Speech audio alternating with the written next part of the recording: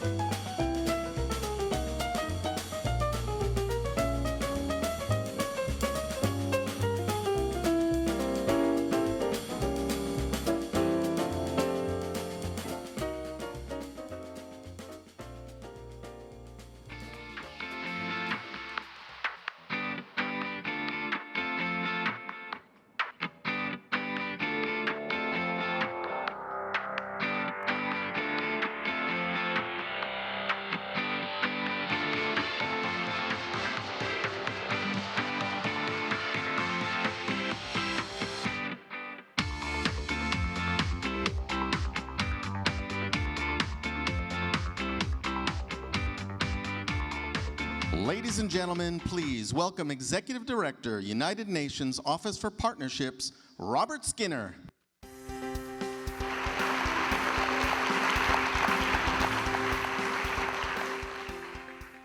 Good evening.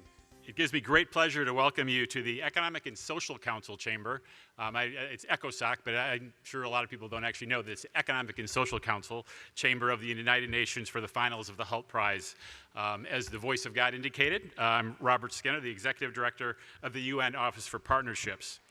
And my office places great value on our partnership with Hult International Business School and in supporting the Hult Prize finals, which was really just what it's all about was just on the screen. The number of people involved, really amazing. Number of students, great reach. But as we begin, I would like to briefly commemorate the life of former Secretary General Kofi Annan, who passed away on August 18th and was just laid to rest in his home country of Ghana this week. Annan led the UN from 1997 to 2006 with an unparalleled level of integrity, dynamism, and dedication. He opened the doors of the United Nations, bringing the organization closer to the world's people. I know he would be especially proud of the accomplishments on display here tonight, as he was a strong advocate for young activists and social entrepreneurs driving change in their communities. In his words, and I quote, "Young people, with their dynamism, their energy, and their inherent understanding of our interconnected world, have much to teach us. I am convinced more than ever that any society that does not succeed in tapping into the energy and creativity of its youth will be left behind," end quote. And let's give Secretary General Annan a round of applause.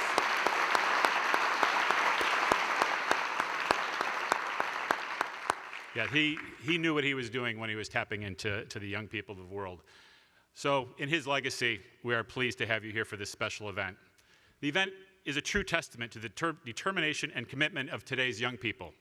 You have taken a specific issue and all come up with real solutions to pressing problems, harnessing the power of energy to transform lives. These are solutions that make the world a better place. And we look forward to hearing from all of you. 6 extraordinary teams. Where are the teams? Where is everybody seated? Oh, all over there.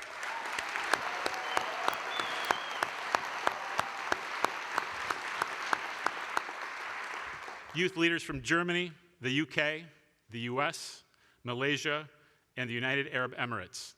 And behind each of these solutions are hours of hard work and dedication, moments of challenges, and moments of breakthroughs. Each team has already accomplished a great deal, and we applaud you for that. We can give another round of applause, right? Yeah.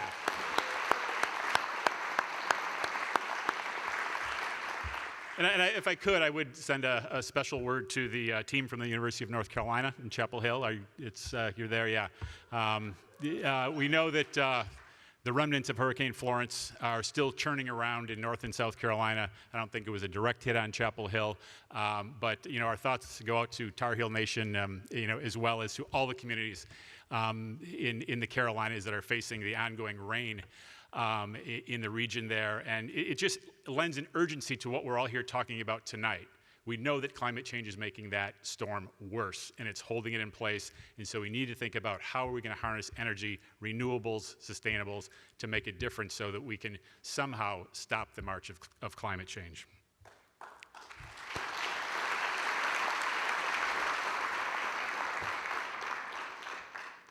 And for bringing you all here and making this evening possible, a big thank you to Dr. Stephen Hodges, the president of Hult International Business School, the sponsor of the Hult Prize competition, and Mr. Ahmad Ashkar, the founder and driving force behind it. Mr. Ashkar is living proof that a good idea can have resounding impact around the world. Also, thank you to Philip and Britt Hult and the entire Hult family, whose vision and generosity are an integral part of this event and competition. I would also like to thank my own colleague, Lucia Brigham from the UN Office for Partnerships, for all her work to put this event together. She has been an indispensable part of putting the program together. And among the audience tonight, I know I have many colleagues from the UN system, including from the UN Development Program and UN Environment, so thank you for being here. And we have an amazingly distinguished and incredibly accomplished panel of judges. Putting this group of people that are judging tonight in a room and having conversation with them, it would be incredible in any case. But the fact that they're lending their expertise, thought leadership to this event, it makes it a very, very special night. So let's give those judges a round of applause.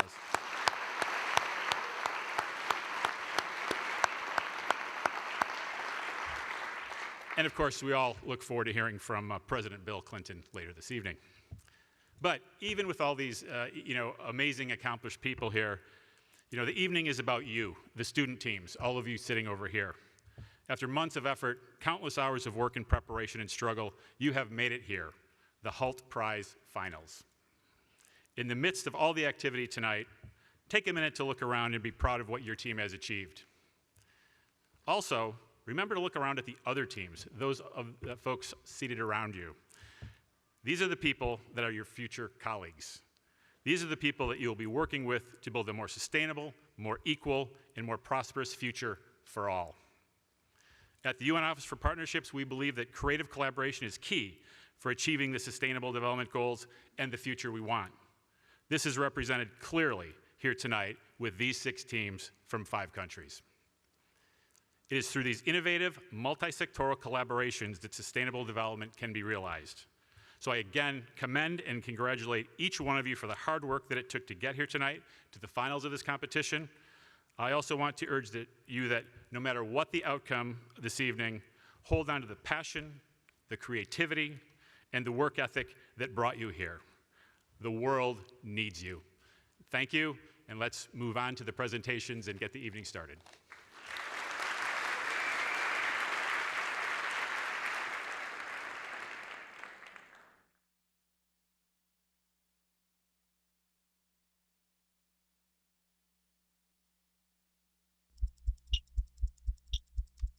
So picture this, from September till today, those entrepreneurs have been living and breathing Hult Prize. This is a stressful day, to say the least. Imagine how much at stake, how many working hours, how much sweat, how much effort they've put in. And imagine how it's all going to come down to a 6-minute pitch.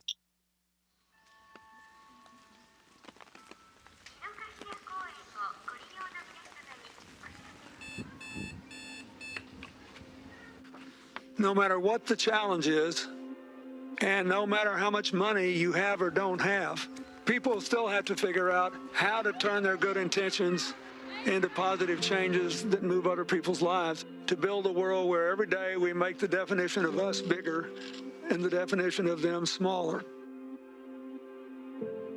The 2018 Hult Prize Challenge will be about the power of energy to positively transform the lives of at least 10 million people within 5 years by 2023. I am eager to see what they come up with.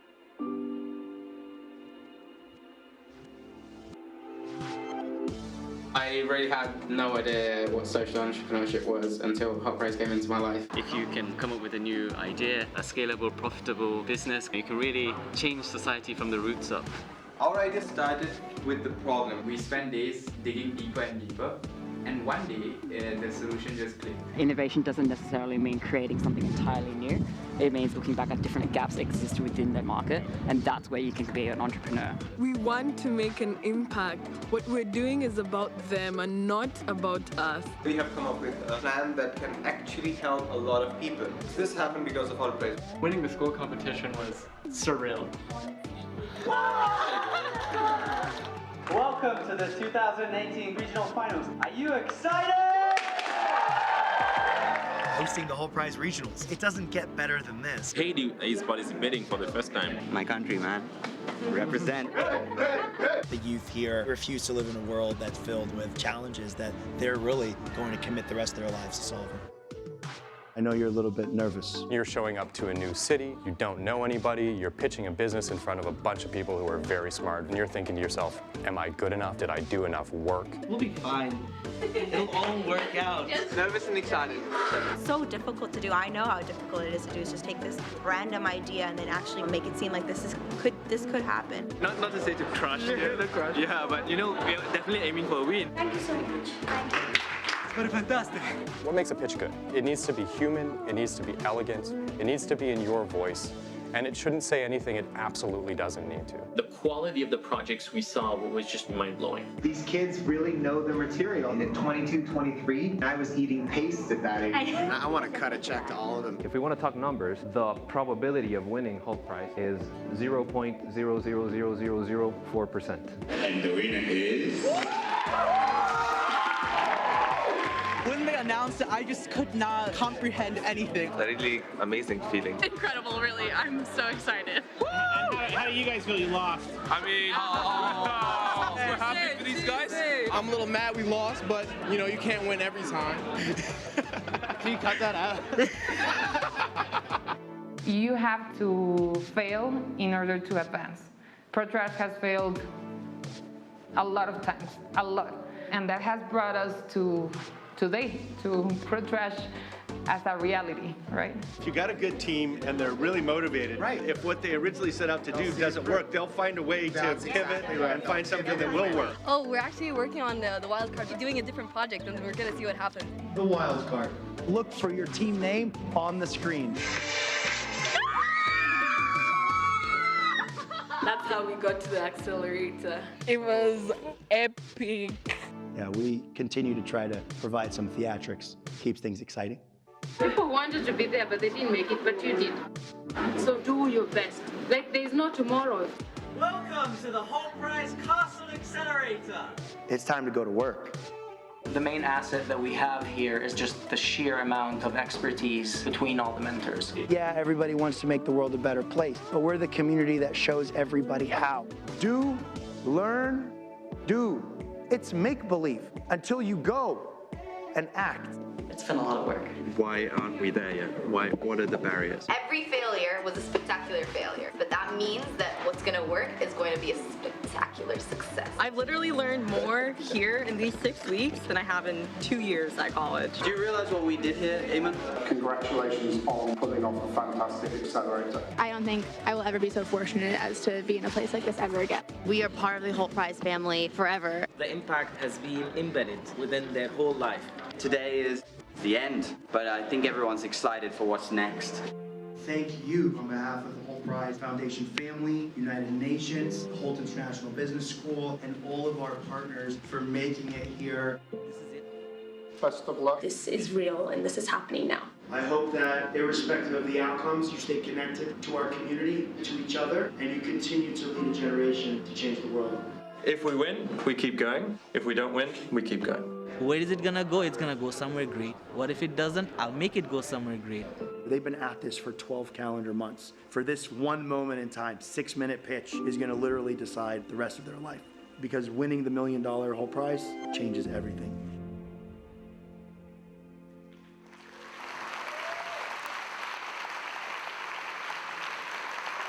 Ladies and gentlemen, please welcome President Hult International Business School, Dr. Stephen Hodges.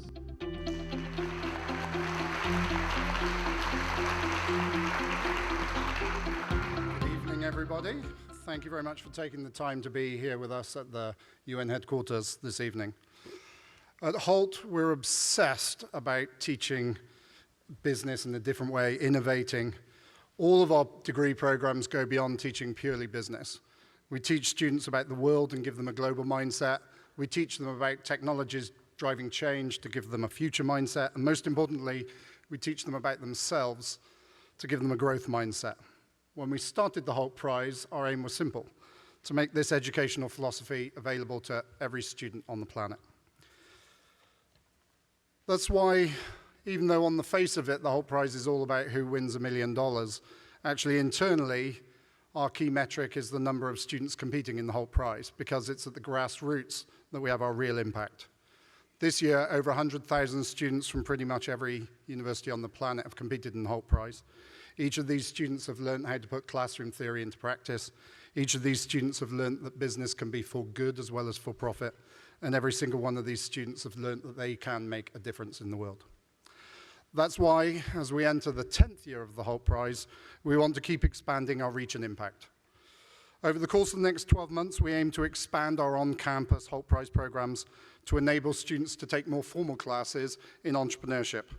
These classes will be credit-bearing, taught online by experienced entrepreneurs and designed in a way that would enable local entrepreneurs, many of which are already mentors to Hult Prize teams, to participate. Most importantly, these classes will be available to everybody, no matter which university they're studying or whichever program they're enrolled on.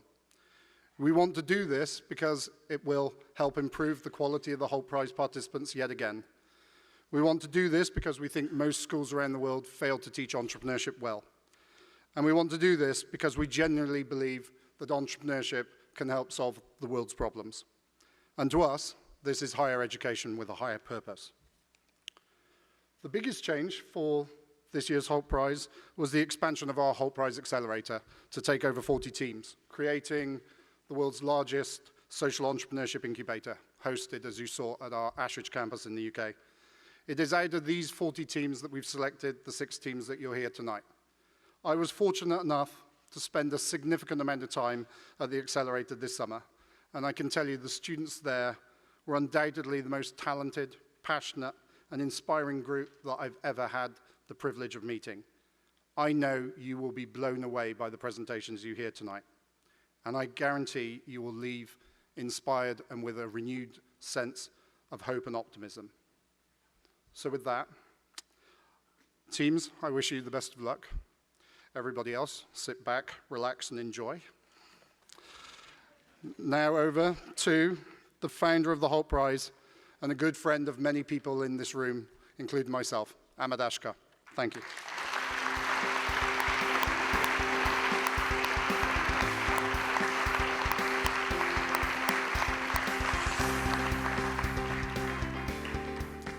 Good evening, everyone, and welcome to the 2018 Hult Prize Global Finals.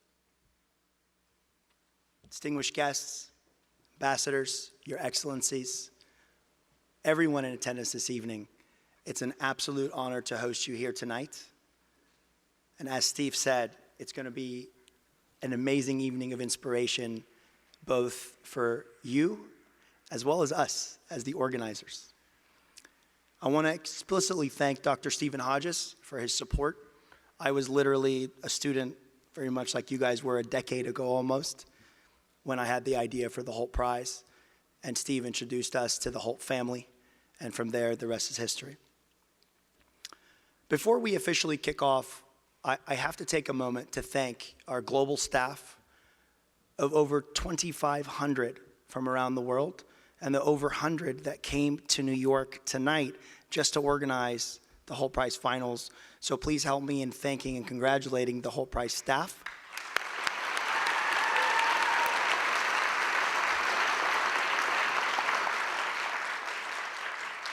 And a special thank you to my dad, my mom. My dad just flew in from the West Bank, for raising me to understand more than pure bottom line. As a former Wall Street banker, I have the distinct privilege of knowing what both sides of the bottom line look like. And it was because of my parents that I am everything that I am today.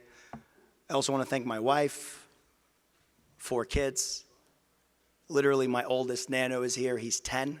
He was born as the Hult Prize was founded. So I get a reflection daily as to the growth, and you can hear a horse in my voice. This is now my permanent voice after advocating for a change in the youth perspective on entrepreneurship and what is and isn't possible. I also want to especially recognize Charlemagne Canicio, the unsung hero that's behind the scenes. The staff knows him. He's everyone's leader, whether it be here in our castle. It's been with me 9 years. CQ, we love you and we're glad you're here.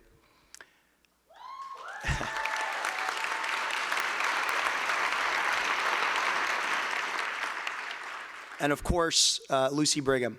Lucy at the United Nations Office of Partnerships makes the impossible happen. Thank you, Lucy, wherever you are out there, for believing in me, believing in the Hult Prize, and most importantly, believing in these young people, to give them an opportunity to be showcased in a manner that every single person, whether it be here tonight or within our global online community and watching online, has the opportunity to see you young people shine. So thank you so much, Lucy, and thank you to the entire Office of Partnerships, United Nations. Last but not least, Mark Poncher and the team that's producing. Many of you have seen what goes on in the Hult Prize. It's our 9th year. it's not easy organizing hundreds of thousands of young people around the world, bringing them through an accelerator, and ultimately getting them here at the UN. So thank you to the entire production team. So tonight's lineup is going to be fast. It's going to be exciting, and hopefully you're going to get a sense of rejuvenation of what entrepreneurship of the future looks like. For us here at the Hult Prize, we believe very, very firmly that the future of business is social. A decade ago, Professor Muhammad Yunus revolutionized the development and philanthropy sector by making nonprofits and charities more sustainable, by pushing sustainability. What's happened since then has been nothing short of spectacular.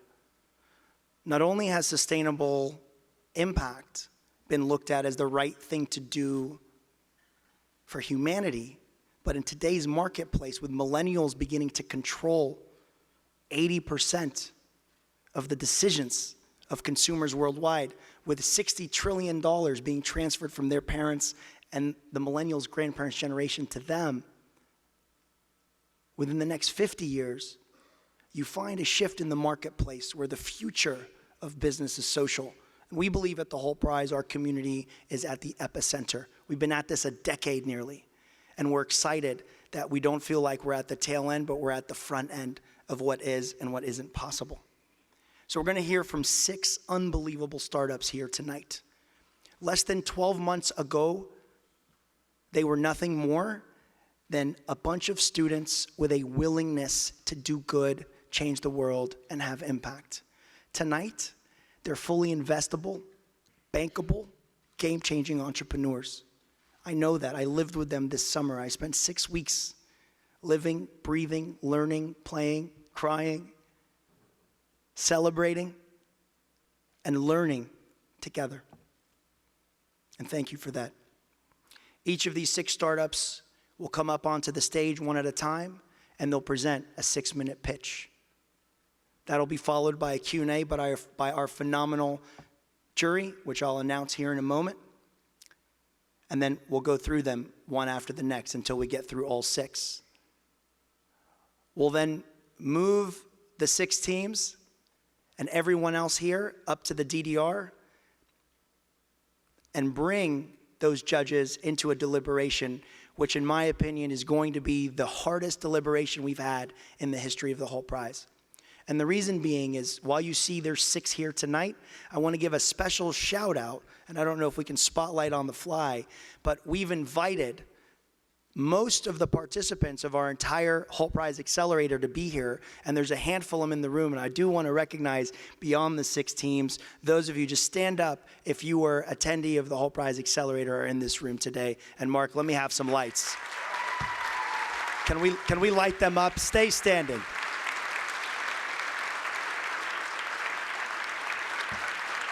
There they are. Okay?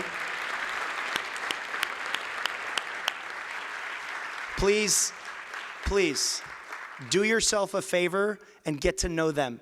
If you're at all excited about what you see from the 6 on stage, imagine there's another 20 or so here in the room that have as much to offer, both humanity as well as the investment community that's out there. Without further ado, I'd like to introduce the judges. They're going to deliberate. On the tail end of that deliberation, President Clinton will join us. He'll weigh in, and ultimately we'll move outside as a community. We'll bring those judges out, and we'll announce the winner of the 2018 Hult Prize. And we're also going to announce our 10th anniversary challenge, which will be exciting. But that's enough about next year and where we're going and the upside of this industry. We're here tonight to celebrate these 6 entrepreneur startups and the judges that will select them. So judges, I'm gonna call your name, and I'm gonna read a little bit about you and how we know you, and I'd like you to stand up and allow us to recognize you. Our first judge is Ibrahim El-Husseini.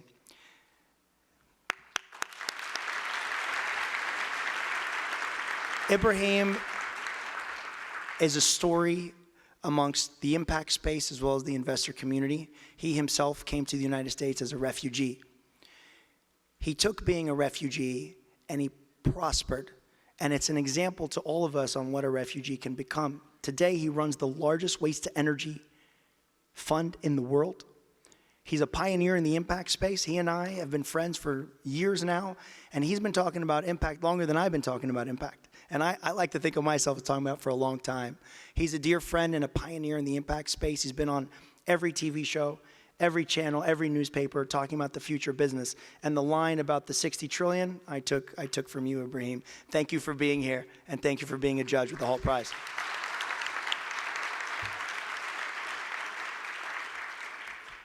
Venus Brown, the newest judge and member of the Hult Prize community.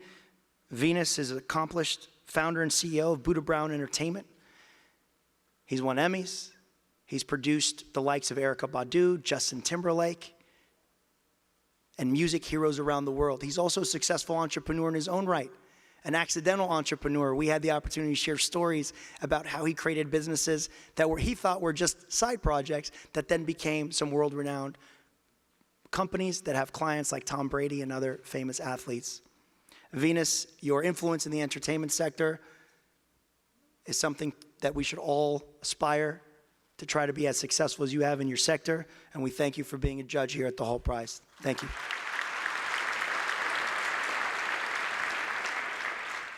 Jitu Patel, Chief Product Officer at Box.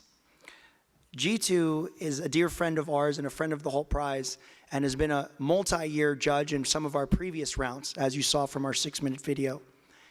Not only is he busy day-to-day revolutionizing the tech industry in Silicon Valley, but in his spare time, he mentors and coaches and literally serves as a role model to young entrepreneurs around the world. He has a lineage of history, creating new products, innovating, and coming up and thinking of the impossible, and he's here tonight to lend his expertise to us to help us select the winner of this year's Hult Prize. Thank you so much, G2, and thank you to Box.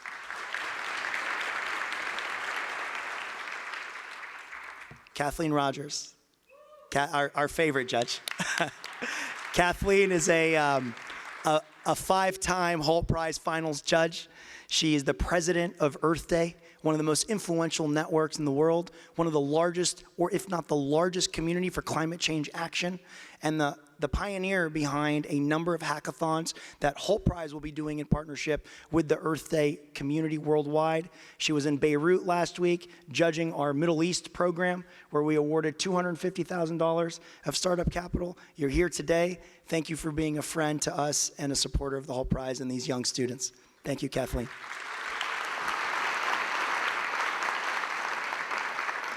Taylor Scobie, 2015 winner of the Hult Prize. Enough said. Taylor's gone on to create Impact Coffee. He founded that enterprise after launching Canada's #1 app. He got introduced to us at the Hult Prize campus level, didn't know anything about social entrepreneurship, and you saw from that video, he was our highlight. He's got one of the most radical startups that's been called the #1 brand in coffee, not just across Asia, but all around the world from the impact side, and that's further than Starbucks. Congratulations, Taylor. Thank you for being with us here today.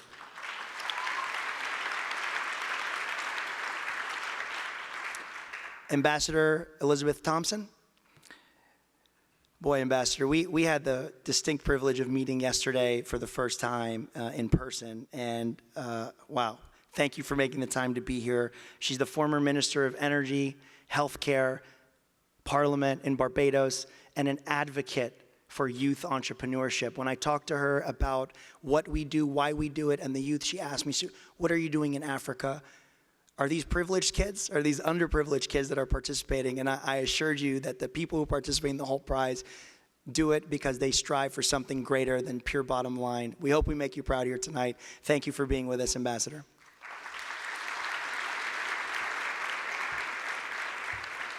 Bill, rise up. Let us recognize you. Bill Townsend, ladies and gentlemen, the co-founder, chairman, chief strategy officer of Blue Source Companies. Bill's a pioneer who helped develop the modern day application of the carbon credit.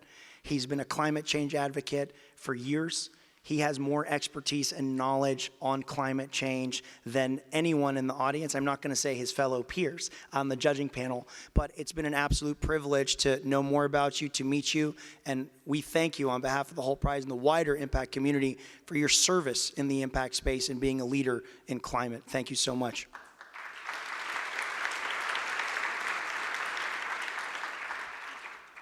Hans Vestberg, CEO of Verizon Communication. Guys, Hans is a phenomenal supporter of the Hult Prize. I have to recognize also Kathy Calvin, who's the CEO of the UN Foundation, and Hans serves on the board of the UN Foundation. Kathy was instrumental in getting you to come here, and of course we share a Swedish lineage. Of course I mean by the Hult family. We have the opportunity to have you here. Hans is an experienced pioneer in telecom. He's worked as CEO for some of the largest telcos in the world. He's here tonight to lend his corporate expertise to the judging panel. Hans, we thank you. We really appreciate your time and dedication. We know how busy you are as the CEO of Verizon. Thank you so much.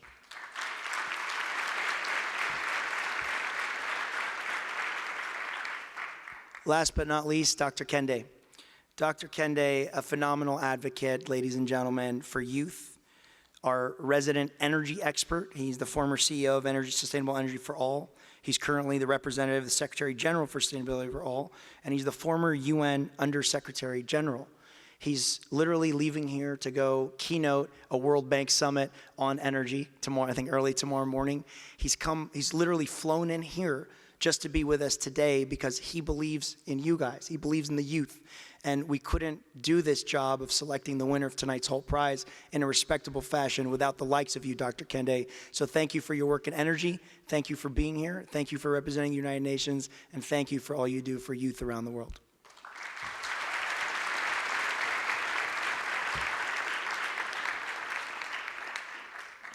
Who's ready? All right, it's showtime. Judges, pens in hand. Students, last fair warning. Whatever happens on this stage tonight, again, I've got experience. I've been doing this 9 years, okay? What will make or break you is not your 6 minutes of presentation and 5 minutes Q&A. It's what you get this audience to do for you following this event. There are people in the room here. There's judges that can each stroke you a check, connect you with an investor, connect you with a customer, like that. Ignore everyone else for 6 minutes, and after this pitch, go seek the audience, the people in this room. See how they can help you. And I think they're going to commit to helping you. So, audience, ready? The moment of truth. Our first team. This is a team. And I'll do a little intro on each of the teams. Now that we've got the formalities out of the way, I can close my notebook and I can go off the cuff. This team came into the Hult Prize Accelerator through an uncharted path. They started at the American University of Sharjah, where they won their on-campus round. So Hult Prize recruits campus directors. Big shout out to all the campus directors and their teams around the world. This is, ladies and gentlemen, this is a student workforce of 20,000 students, which are mobilized every year to recruit young students who don't know anything about entrepreneurship or don't believe what they can be. They don't believe in the potential of themselves. And our campus directors recruit them to participate in the Hult Prize. So this team competed at the American University of Sharjah, won. They then advanced to one of our 25 regional programs around the world, and they were in a tiebreaker situation, and they ended up getting selected to move on to the accelerator. In the first week of the accelerator, I told them personally they had no chance of being a successful social enterprise. That was week 1. By week 6, where we announced our top 6, I was eating my words. And would you believe it that 3 Omars and an Ahmed make up this team of, I can't describe them by anything more than hustlers. They are Ulite. They are from the American University of Sharjah, and they have a game-changing innovation, but also I think they're better pitch guys and deal makers than anything else. And I'm going to have Ulite up to the stage for our first 2018 Hult Prize finalist to present.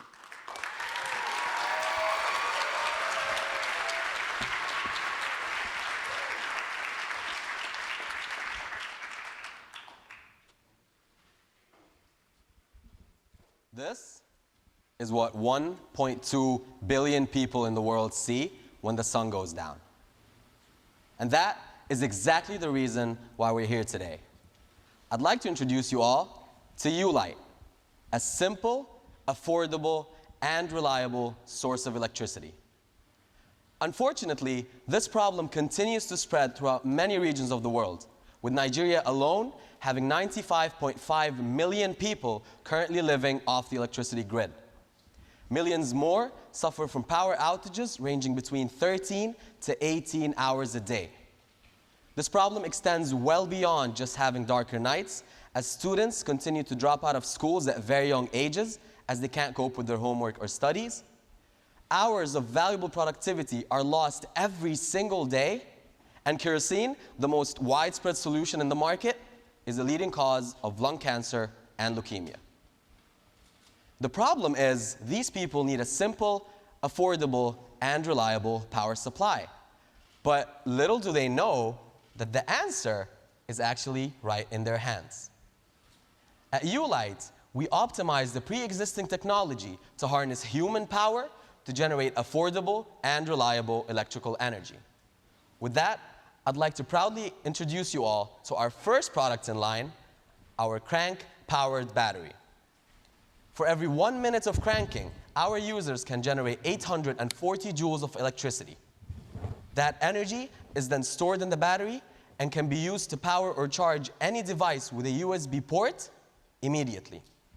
What this means, putting it into perspective, is that our users have power on demand. For every 1 minute of cranking, whether you're an adult or a child, you essentially have 25 minutes of light, or you can charge the average Nigerian mobile phone up to 4%. Now, even better, we're 24% more reliable than solar, given that our product works efficiently throughout the year, regardless of weather conditions. In addition, we're also 91% cheaper than kerosene over the lifespan of our product, because the average Nigerian family spends $66 every single year, whereas with our product, they're spending $17 in a one-time payment with a 3-year guarantee. You're talking about savings of almost $200 for families that live off of $1 a day. That price point then allows us to also sustain our business as we generate a net profit of $9.40 per unit. Our market plan is divided into 3 different phases. Phase 1 is where we launch the company, and we're looking at local market distributors, partnerships, community leaders, and diasporas that want to reinvest in their country. Phase 2 is where we grow vertically within Nigeria as we target schools, hospitals, NGOs, and the government. Phase 3 is where we expand horizontally through disaster relief kits and to other countries in sub-Saharan Africa and other regions of the world. We tested our product and our market demand in our pilot program in Kano, Nigeria, and we reached over 40 families, established 4 partnerships with local distributors, and are working on securing pre-orders as we speak.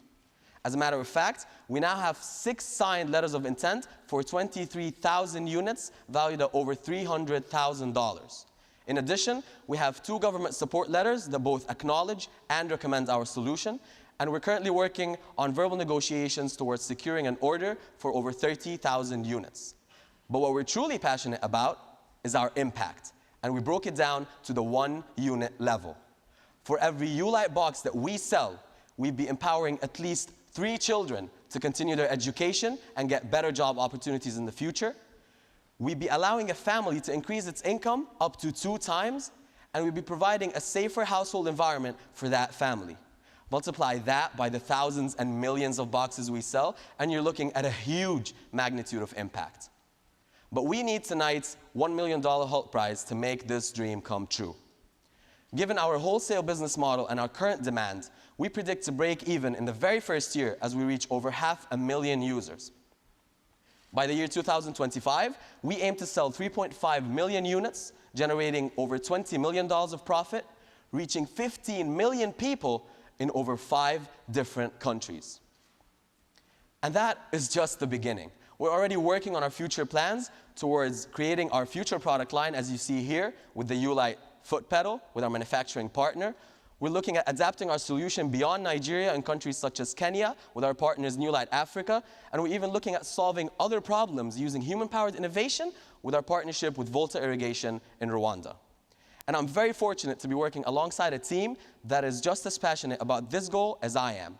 And we're supported by an advisory board with over 20 years of experience in Nigeria alone. At Hult, we aspire to become the world leader for human-powered innovation, and we need you to make this possible. Hult is more than just a product.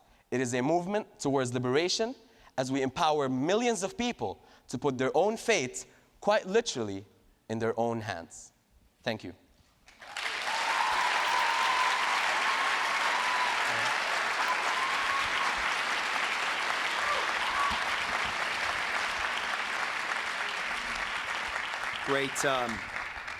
Great presentation, guys. Way to start us off. Great pitch. And I was excited also to learn about Steve Andrews, who runs one of the largest solar light distribution companies in the world, called me before the show and said he'd committed to a couple of units from you. So Taylor, go ahead and get us started. Hey guys, that was great. And actually, I think I'm more nervous than you are. I mean, you're super cool up there. Tell me a little bit about your unit economics and how this is defensible. I mean, lots of people have tried hand crank solutions, and you're a new iteration. I mean, tell me about how you scale this and make money. Right, so if you can pull up the mitigating risk slide. Okay. Slide 27, please. All right, so our biggest risk is competitors entering our market with a similar product, but large capital. But we hope we won't have that problem after tonight. Just in case, we have 3 ways to mitigate that. The first one is we already filed for a provisional patent for our design. The second way is our distributors are going to be signing exclusive agreements for our product category. And finally, we're looking to establish a trustworthy brand and customer loyalty so that they will always come back and buy our products. Sorry, gross margins on every unit sold? 55%. G2? Just to follow up on the gross margins, 55% at scale, and at what unit scale will you get to 55%? So 55% is assuming our current market demand and repeat purchases from our distributors. Hans. So where would you produce this? Would you produce them locally, or how have you thought that through? So the prototypes we actually developed ourselves in a makerspace in UAE. But for the final product, we're going to be manufacturing them in Hong Kong with our manufacturing partner, IYC Capital. Please, Dr. Kende.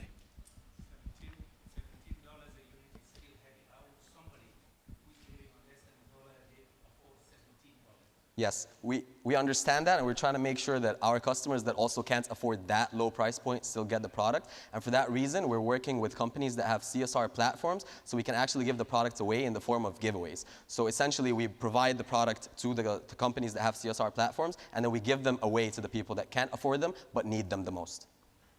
Venus? I have a question about the product. What's the fully charged capacity of the battery, and how long does that battery live? Can we put a slide 26, please? So with our current prototype, it takes 45 minutes to fully charge the battery inside. And with that fully charged capacity, you would be able to power our 0.6 watt light for 16.3 hours, or charge an average phone in Nigeria by 220%, so just over 2 times. But to make it more feasible for some of our customers, we've also added an input that allows them to connect a solar panel, which would then allow them to charge the product in the morning without having to crank it as much.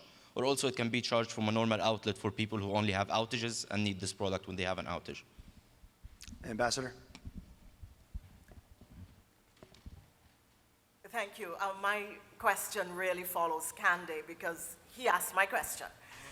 I want to know what kind of analysis you did, not of the size of the market, but really of the market that can't afford the product. And in the event that there is a challenge in relation to financing, which there is, because you're talking about people who earn $1 a day or less, are there mechanisms, are you partnering with any organization that will help to provide funding to the market? Because I get the sense that you need your capital in your hand immediately. So essentially, that was initially our main plan. We wanted to finance the product over 8 months, so the people would pay us $2.5 every single month. However, given that it is very challenging and very hard for us to start our operations and collect the cash at the same time, we're planning on putting this out in bulk, getting it to these people that can't afford it through the CSR platforms. But in the future, definitely, financing is definitely an option for us that we're considering. Hans.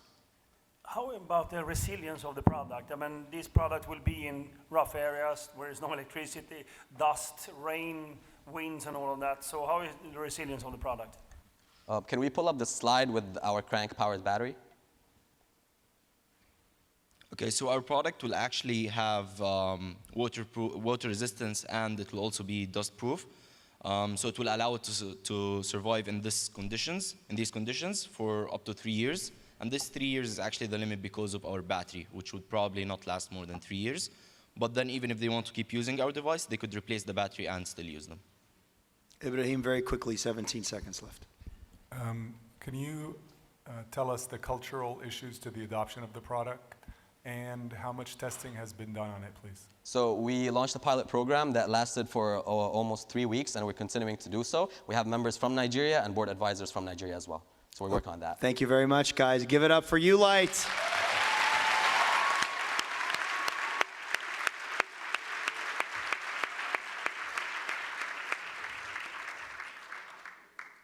Well, there you have it, team number 1. Congratulations, guys. As the rest of you look out there, understand, and this is to our community at large, that any one of the Hult Prize startups that you see present here today, any of the 6, are good enough to have been the winner of Hult Prize 1 through Hult Prize 8. That's how excited we are about the future of the Hult Prize. And there you saw it with Hult. Judges, just take a couple more, take about a minute more to get your notes together while I introduce the next team. The second team is coming from the Islamic University of Malaysia. When I first met these gentlemen, when they flew into the accelerator this summer, you know, you do your handshakes and you get to know one another, hugs and what's not. One thing in particular stood out. When I shook the team members' hands, I could feel the calluses on their hands. And I asked one of my colleagues, Karim Samra, who runs our Hult Prize Accelerator, I said, what's their startup? And he said, they're a farming startup. And they're by farmers, for farmers, by farmers. These students have developed a technology. When most people were talking about 2x and 3x, they're talking about 10x in terms of increasing incomes. And we're excited to welcome Impact Raise to the stage to tell us about their technology, their pursuit of developing farmer innovation to equalize the Nigerian farm market. Come on up and present Impact Raise.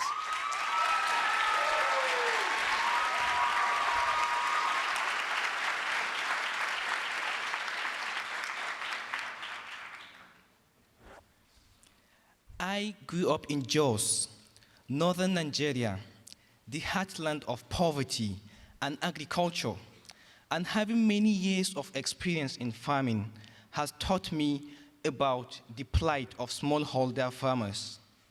So we created a smart farming solution for smallholder farmers in Nigeria.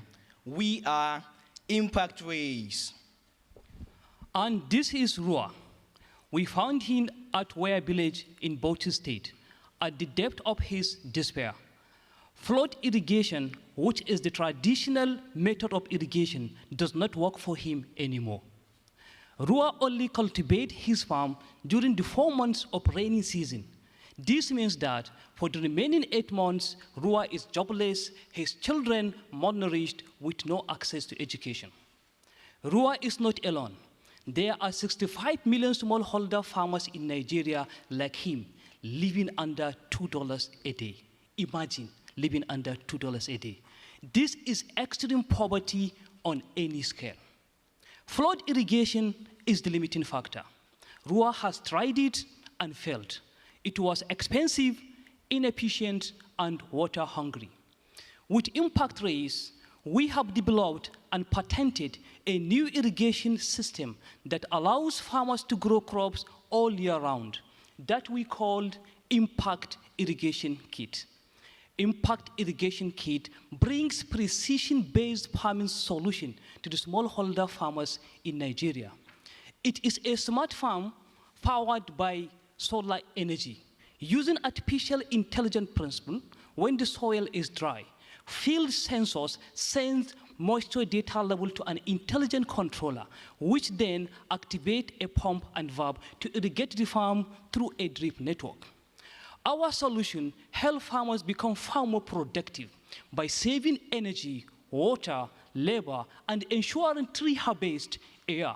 It also helps farmers to protect the environment from carbon emission, soil erosion, and river pollution. We have optimized our solution for rice, which is the most popular crop in Nigeria. And with $8 billion market demand, we see a huge market opportunity. For our pilot results, now validated by the government authorities, we have demonstrated two multiplier effects. RUA goes from 1 harvest a year to 3 harvests a year, and from 2 tons a year to 24 tons a year. That results in a massive 12 times increase in RUA's yield. Our impact irrigation kit goes for $1,500 per hectare, which we lease to smallholder farmers at no upfront cost, in exchange for just 20% of their yield. In fact, we guarantee our farmers that they don't have to pay us anything if they don't at least double their yield. As you might be wondering, how does a smallholder farmer that lives under $2 a day be able to work with us? We have created an ecosystem catering for the pain point of smallholder farmers. RUA gets extension service for good farming practice. He also gets financing to have access to high-quality farming inputs, such as seeds and fertilizer. He also gets insurance cover for his crops. And finally, RUA gets a wholesale buyer that comes to buy his crops at a very good price. In order to be successful, we will start with 100 kits in 2019, for which we require an investment of $200,000. And in the 2 subsequent years, we need $400,000. But that's all the investment we need to grow to 24,000 impact irrigation kit all the way till 2025. Each impact irrigation kit produces food for 1,000 people. And for all the farmers we work with, it creates a 10 times return on investment. On our side, on the other hand, we have $1,600 in revenue.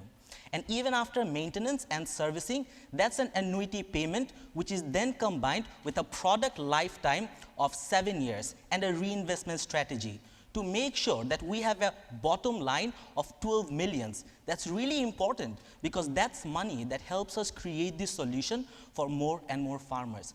There's 65 million smallholder farmers in Nigeria right now in need of a solution like ours. Investing $1 million in impact raise is impact. We reduce carbon emission to the tune of 5 million kilograms. We do that simply by making sure farmers have access to sustainable sources of energy and they no longer have to use dirty sources. But we create sustainable living for 24,000 farming families, which is exciting for all the people we work with on a daily basis that are farmers. And that means creating a solution to hunger for 24 million people. And we didn't stop there. Over the last 1 year, we've been able to scale our units through 3 large contracts to the tune of 200,000 kits, potentially being able to create food for 200 million people by 2030. This image is from our pilot site just 2 weeks ago, where we realized Rua is already putting his savings to good use. His children go to school now, and he has real control over his life. At Impact Race, we're transforming Nigeria one smallholder farmer at a time. Join us.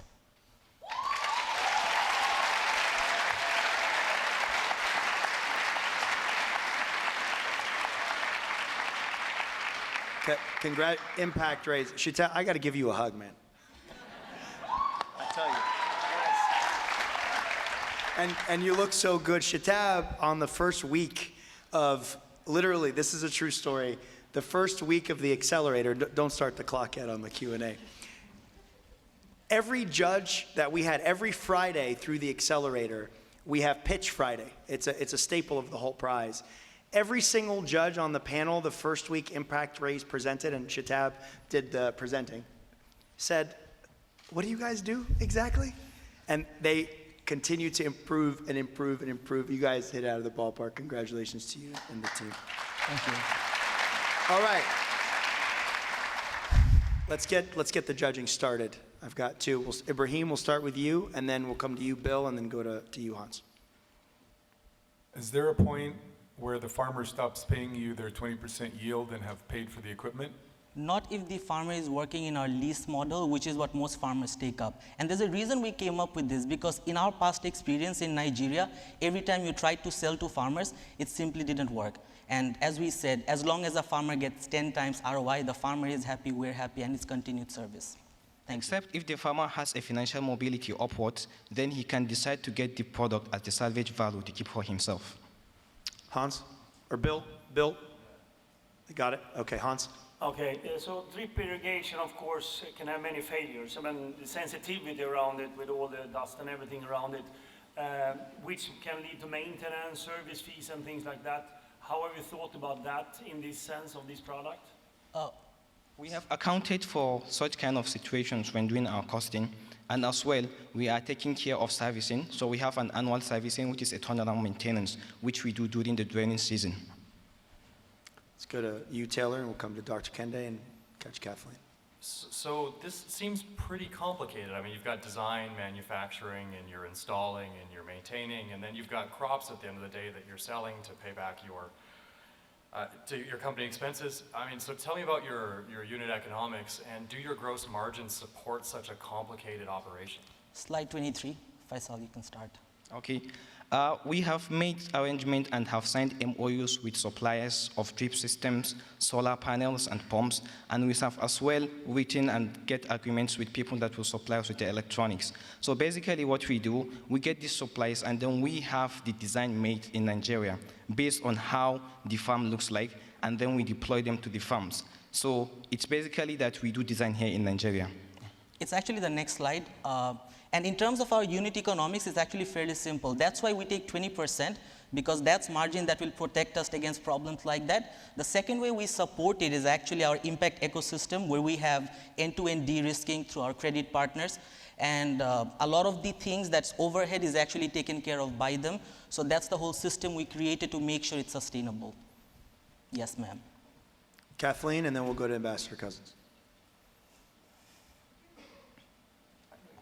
Could you get into a little bit more on the leasing system? How comfortable are the farmers with leasing the product, and how many families have you been working with? Right, so our pilot was a validation pilot for one, for a cooperative of 1 million members. And basically that's what allowed us to get the immediate project we're jumping into, where we have access to 10,000 farmers. Because the critical thing about Nigeria is most of the farmers don't have land rights, and you get to them through aggregators. So that's how, and they're fairly comfortable with the leasing model, because as I said, the tractor case didn't work with them, and the Nigerian government itself incentivizes the leasing model. That's also the advice we got from Nirsal and a bunch of other major advisors in Nigeria. Dr. Kende? Is your technology assuming that the water source is already available? Do you have to dig a well? Do you have to get the water from a river? Second, risk. Your success depends a lot on the yield of the farmer, which depends on fertility, depends on other services. How do you deal with the risks? Okay. Regarding the risks, we've already included it in our ecosystem that the farmer gets farming extension services, and we are also providing a complete governance along the value chain. So this is just to make sure that the farmer gets the actual yield he's supposed to get at the end of the day. Then secondly, regarding the water issue, our system works for both surface water and underground water, as some Nigerian farmers are actually producing rice from underground water, while others do have access to rivers. So we have looked into both of the scenarios and then have a way to be able to get the water out of the source. Let's go to G2. So assume that you, your technology fails and you screw up a crop cycle. What's the guarantee you give to farmers, and what kind of liability will you take on in the way that you've kind of projected your model? So I'm glad you asked that question. We wanted to protect our farmers against that. That's why we guaranteed them a twofold increase or nothing. But it's a very sensible guarantee because we compared ourselves with benchmarks like Olam, or for example, drip irrigation farmers in Nigeria, in countries like Israel, where they actually get 10 tons per hectare and upwards. So we know that with our ecosystem in place and with extension services and things like that, it is not that likely to happen. But we want to make sure the farmer doesn't also suffer loss when that day comes. And we also have insurance facility from our credit partners to cover those circumstances.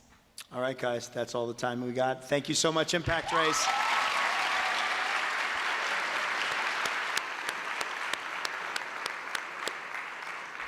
Two down, 4 to go. I told you they were great, and we're just getting warmed up. So for our next team, we're going to invite Noor Medical from the University of Freiburg to the stage. This is a team who's taking on, again, it's exciting for us. While harnessing the power of energy was our challenge, we have teams doing food, we have teams doing traditional solar energy, and we have the likes of Noor Medical, which is going after healthcare, going after the otherwise serviceable market of rural healthcare. And I like to invite Noor Medical up on the stage. For us at Hult Prize, we push for reality. Putting a presentation on paper will not get you to the UN. And this is a team who week after week came to us with partnership agreements, with LOIs, with purchase orders. Because week in and week out, we said, market's not big enough. You're not good enough. The product isn't there. And they would come back with signed LOI after signed deal and term sheet. And with that, you're going to get to see what these deals are all about. Ready? Noor Medical.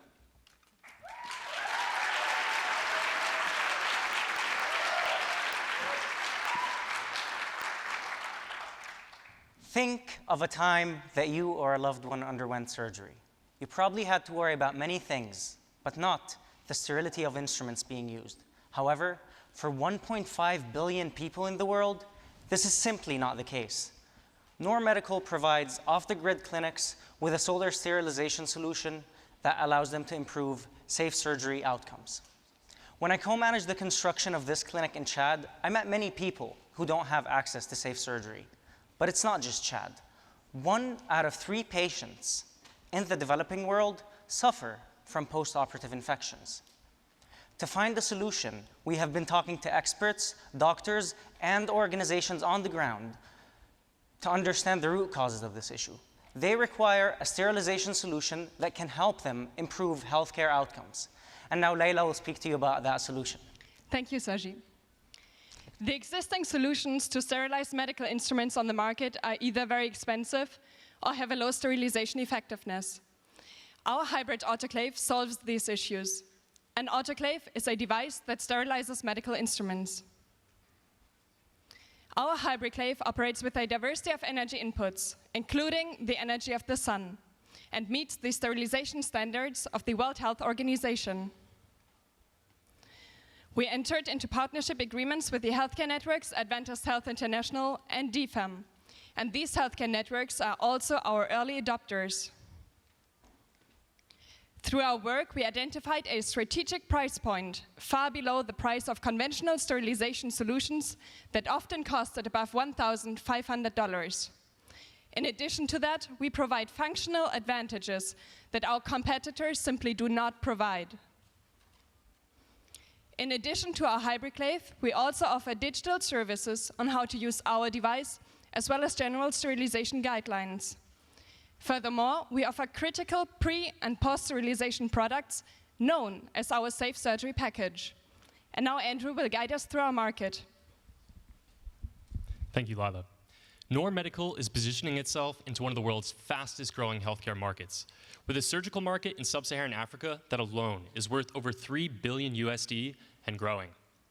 Over the last few months, we've spoken to stakeholders on the ground, and we have identified 200,000 healthcare clinics that fit our operating context, meaning that they lack electricity entirely or suffer from frequent grid disruption. But importantly, the majority of these healthcare clinics require multiple autoclave devices. And indeed, this context exists outside of the areas shaded in blue, to other developing regions such as the Indian subcontinent, where you have over 150,000 such clinics. We're targeting both private and public healthcare clinic networks. By targeting the operators of these networks, who sometimes work with hundreds of clinics, we're able to minimize the points of contact necessary while maximizing sales potential. And we are continually building momentum in our safe surgery movement with world-class partners in medical logistics, such as Riders for Health, infection prevention education, such as SPECT, and the healthcare field at large with partners such as B. Brown and Lifebox. Nor Medical actively catalyzes partnerships in order to enter new markets and maximize the potential of our products.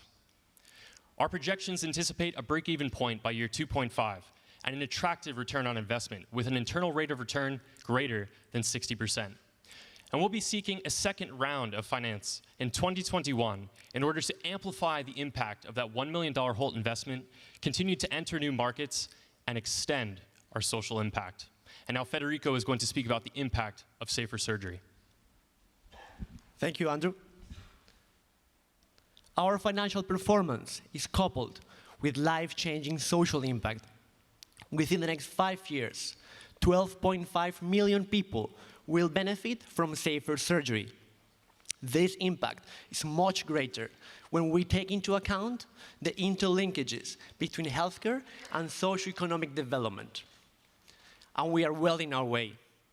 Our traction includes a $100,000 commitment from a key industry partner, B. Brown, who produces half of the world's surgical instruments.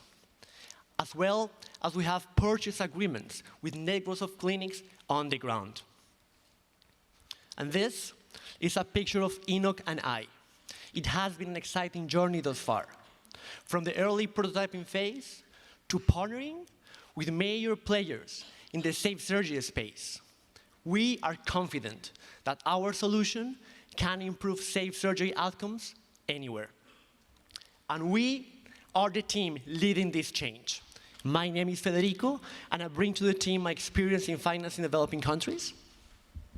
My name is Andrew, and I bring my operations and sales experience to the team. And I'm Saji, and I bring to the team my expertise working in the sub-Saharan healthcare sector. And my name is Laila, and I bring my expertise on catalyzing partnerships, and it is my honor to lead our team of international experts. Our engineering team knows and understands how to design for the local context. And our advisory board is composed by leading experts in key areas such as business development, medical logistics, and healthcare. And we are proud that Donald Berwick, co-founder of the Institute for Healthcare Improvement, joined our board. We are Nor Medical. Join us in making safe surgery a reality worldwide. Thank you very much.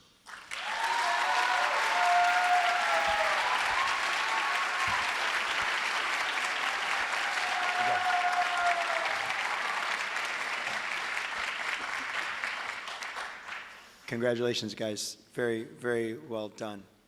It's going to start us off. Let's go, Venus. I haven't heard from you.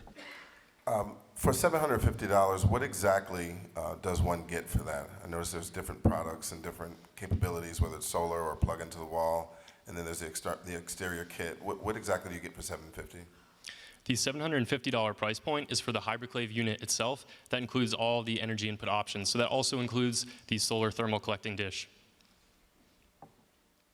Kathleen? Can you talk to me, tell us about the sterilization process and how you maintain these and whether the local people using them are trained to notice when there's a problem? Certainly. So I'll start with the technical specifications. To achieve sterilization, you require temperatures of 121 Celsius and pressures of 1.5 bar. We've done our technical testing outside of Kampala and Uganda, and we've exceeded those using each of the energy inputs that we indicated. In regards to the training, this is often something that takes place with the partner clinic networks that we work with. In the case of LifeNet International, they actually have a dedicated team that goes to their clinics and their franchise network that provides this sterilization training. Ibrahim. A third of all postoperative infections, creating an infection is a problem. What percentage comes from the instruments? What percentage comes from the beds or the badges?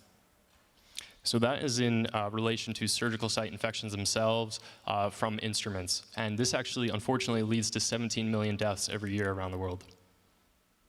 Let's go over to you, Dr. Kende, and then we'll come to you, Hans, and we'll work our way back across.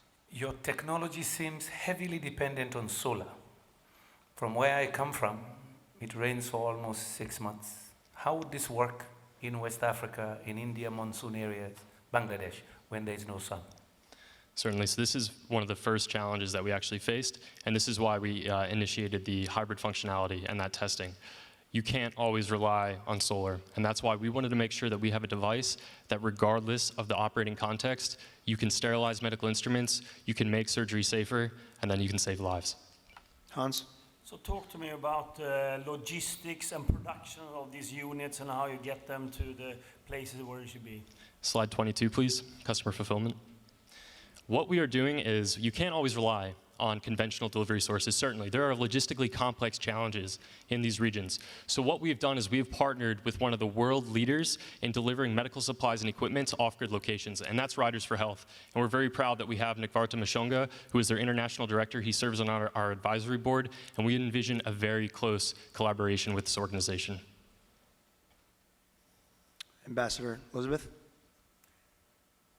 This is interesting, but my concern is maternal and child health. And in many instances, women are not delivering in off-grid clinics. They're being delivered by midwives in their communities, in their homes. And therefore, my question is, what is the size of this unit? How difficult is it to move around? What is the option? Is there an option for a midwife to move it around from community to community where she is actually doing deliveries and where it can make a difference to safe childbirth? Certainly. We looked into this issue and we thought about like a franchise system that, for example, the instruments can be sterilized at a rural facility where then the midwives can pick up these sterile medical instruments and bring them to the delivery space. Active judges this year. Bill? Talking about the break-even in 2.5 years, and I think there may be additional capital requirements, if I understood your business plan. What happens if you don't raise the additional capital? How many units do you have to sell to get to 2.5 years? Continuous capital development is going to be important for us as we look to expand into additional markets. So what we have for that figure right there, that's just with the $1 million investment, but we envision having to raise additional capital because, as we said, there are other regions in the world where this is a critical problem. So it's not just sub-Saharan Africa. There's 150,000 clinics in the subcontinent of India, and there's also about 150,000 clinics like this in Latin America. So to be able to reach and serve these places, we are going to need to be able to scale up more and require more capital. But when do you, so when do you break even? How many units? Year 2.5, 15,000 units, taking into account that usually hospitals and healthcare facilities buy more than one autoclave and need more than one. One more question, quick one. Hans. So tell me about this distribution channel, because I mean, how do you get this to all these places which is often off-grid? So we do rely on other organizations that have expertise in these areas, like Riders for Health. Additionally, certain clinic... No, Thank you guys so much. Very much.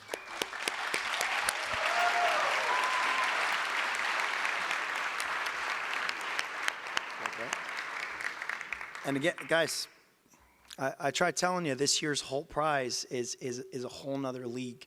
And I think it's a testament to the time and the effort that these young people have put into really making these projects magnificent for both the impact side as well as the commercial side of the equation. Congratulations to Noor Medical on that presentation.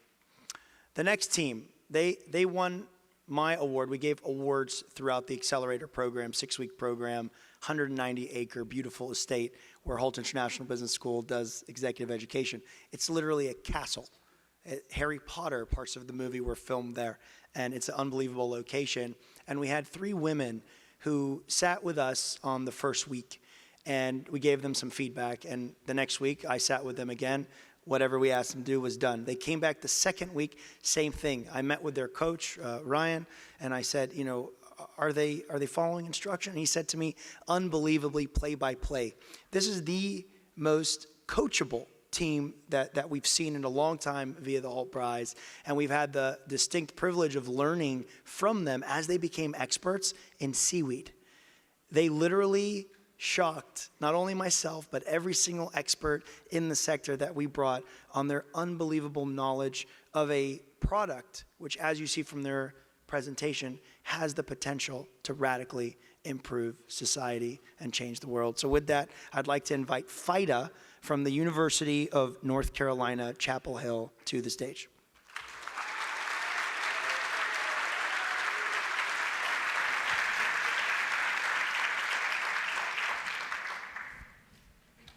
Hello, everyone. We are FIDA, an initiative that is growing seaweed for a sustainable future. My name is Eliza Harrison, and my partners are Emily Keon and Lucy Best. Our dying oceans are one of the most pressing issues facing human society. 70% of the oxygen we breathe comes from marine plants. Yet we've designed a global system that encourages plastic consumption, pollution, and climate change, all of which damage the marine environment. At the same time, we are emitting greenhouse gases at an unprecedented rate, causing coastal areas to be washed away by rising seas. In fact, the area around this very building is expected to be underwater in just over 80 years. To move away from these destructive practices, we created FIDA, a new and sustainable model for seaweed cultivation. Seaweed can be used in anything, and growing it brings heaps of benefits to the planet and our global community by removing excess carbon, nitrogen, and phosphorus. Think of seaweed as nature's solar panel. With FIDA, we are harnessing energy from the sun through photosynthesis to grow one of the world's most underutilized resources. And we've already started with our pilot farm. Our process is simple. With support from the UN's Food and Agriculture Organization, we will develop relationships with fishing cooperatives looking for a source of supplemental income. Individuals from these cooperatives install the farm structure and harvest the seaweed. Using existing distribution networks for small-scale fisheries, FIDA then sells that seaweed at a competitive rate to producers of alternative microplastics and personal hygiene products. Finally, we'll boost our profits drastically by selling credits for eliminating marine pollutants. These credits will service a growing consumer demand for corporations to be more responsible with regard to the environment. As for competition, FIDA will thrive in seaweed's growing markets. Seaweed can be a valuable input for everything from plastic substitutes to personal hygiene products. And as the regulatory environment increasingly turns against harmful items like traditional plastics, the demand for seaweed as an alternative input will skyrocket far beyond current supply. That's where FIDA comes in. Our provisionally patented ocean farming structure is more durable, safe, sustainable, and effective for harvesting seaweed.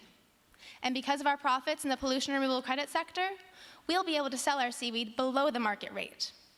This means that working with us makes financial sense for our customers. To that end, we have an MOU with DuPont, Tate & Lyle to buy our seaweed, as well as multiple LOIs from credit buyer organizations in the US and Europe. In terms of unit economics, we predict that it will cost $4 to produce 1 kilogram of seaweed from our farms. If we sell that seaweed at the competitive rate of $13, we'll produce a profit of $9 per kilogram. However, there is a huge opportunity in the pollution removal credit system, from which we can get $47 per kilogram of seaweed from our farm. But that's just 1 kilogram. Since each farm produces 1,930 kilograms of seaweed, our total profits come out to over $100,000 per farm annually. As for long-term projections, we predict that we will break even in our 6 months selling just the seaweed, not even the credits.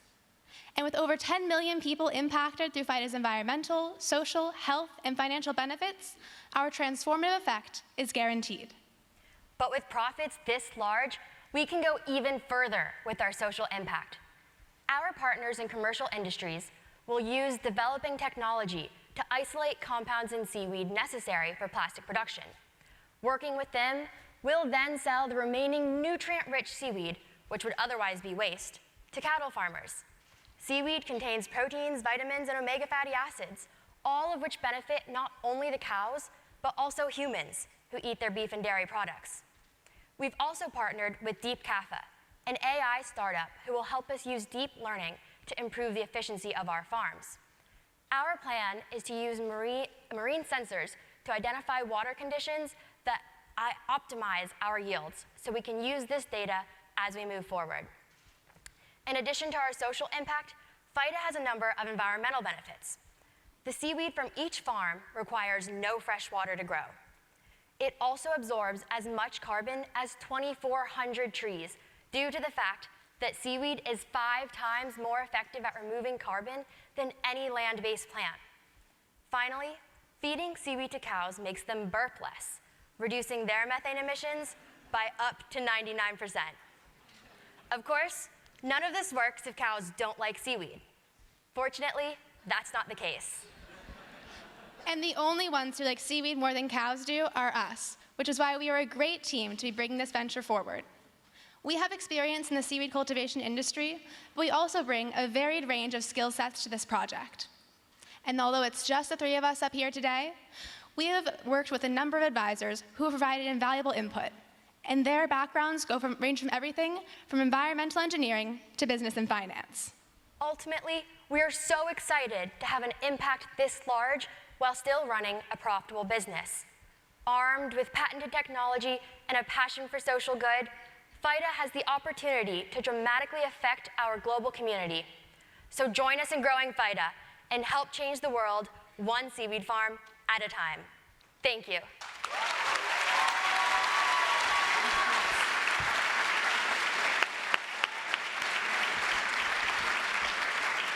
And you all out there can't see the clock here, but as the clock went to 1 second, they were finishing up, and I think that gives you a little bit of insight as to Team Fighter. Taylor, because you're almost jumping out of your chair at me, we'll let you go first. So guys, as somebody who lives in Taiwan, I'm no stranger to hurricanes. I think your home state right now, experiencing the same thing. This is only getting worse and more common. What's your risk exposure to changing weather, climate change, hurricanes? How will this affect you in the future? So currently, we are using the hurricane in addition to kind of recognizing that it is wreaking havoc on North and South Carolina. It will provide valuable data as to the durability of our farm structure. That said, as we look to expand, we will be able to take data from this hurricane and modify our structure so that it is able to withstand increasingly strong storms, especially as climate change becomes an increasingly viable reality. Hans, and then Bill. So when it comes to testing of these products, how much testing have you done, and different type of waters, how does it work, is it a global product, etc.? Absolutely. Can I get slide 22, please? This is an image of the rig structure, and basically what it consists of is a series of ropes, buoys, and anchors that allow the seaweed to grow. In terms of testing the growth product, our team has done extensive research, as well as I've spent 2 years working on a seaweed farm in cold water, but have worked identifying specific temperate and tropical waters that we'll be able to grow on our structures. Okay, Kathleen. Hi. You're planning a monoculture. I mean, I know you have 2 species, but large-scale monoculture production can lead to all sorts of unintentional biodiversity consequences. You mentioned in your business plan you were still looking at results from an environmental assessment. Can you tell me about that? Absolutely. So one of the points of clarification is that we're not necessarily planning a monoculture, and instead we are looking to capitalize on seaweed that is economically valuable, but that grows from the natural environment. So one rig structure can grow 1 species of seaweed, but it can also grow 5 or 6, depending on what is most lucrative for that economy. In terms of the environmental impact assessment, we have done research in terms of the relative impact of our farms. That said, considering that our seaweed is grown almost entirely in the water column, as opposed to requiring the installation or destruction of the coastal bed on which the seaweed would otherwise be farmed, we believe that our structure is more affordable and in fact will have a minimal environmental impact assessment. Bill? 80% of your income stream are nutrient credits. Yes. It's a nascent market. Tell me about that. Absolutely. So one of our most recent partners is Nutrient, which not only is responsible for half of the dairy industry in the United States, but also is interested in commercializing phosphorus credits. So they have agreed to partner with us as we begin to pursue the phosphorus credit industry specifically as a way to commercialize those credits. So although it is a significant part of our business model, especially considering the increasingly visible effects of climate change, our organization is confident that those credits will still exist and will continue to be lucrative in the future. Hans? Tell me about the name, Paita. What does it mean and why have you picked it? Phyta is the suffix for all species of seaweed. I didn't know that. Let's go to you. Venus, you have a question? Yeah, I'm curious because there are a lot of layers to what you guys are working on. Let's say you receive the $1 million, what exactly is your plan of deploying that capital? Can I get slide 24, please? So this is a distribution of how we will use the $1 million. That said, the $1 million funding will allow us to install 60 farms, which will allow us to remove 1,800 tons of carbon dioxide per year, as well as remove 5 tons of marine pollutants and offset methane emissions, 53 tons of methane emissions by feeding the residual seaweed waste to cows. Ambassador? I'm from Barbados. I'm from an island. I know a little bit about seaweed. Okay, so I know that when you have large volumes of seaweed that it can adversely impact biodiversity. How do you control the space of the farm? And when you have large volumes of seaweed, it of course becomes very malodorous. You're talking about farms. How are you going to manage communities downwind of these farms that are going to get stinky? So speaking from experience, the seaweed does not smell badly until 24 hours after you've pulled it out of the water. So in that way, we minimize the risk of any sort of odor. In terms of the larger impact of growing... Then, sorry, you need large bodies of people collecting and moving immediately. No, so then once we've harvested the seaweed, which can be done by anywhere from 1 to 3 people, or a large group of people who would be from a fishing cooperative, we will then transport the seaweed and dry it, and then it doesn't smell either. To speak to your question in terms of biodiversity and the impact therein, we've done extensive research as well as experimented with the ideal spacing of the seaweed so as to minimize the environmental impact. All right. Thank you so much, Team Phyta. Thank you.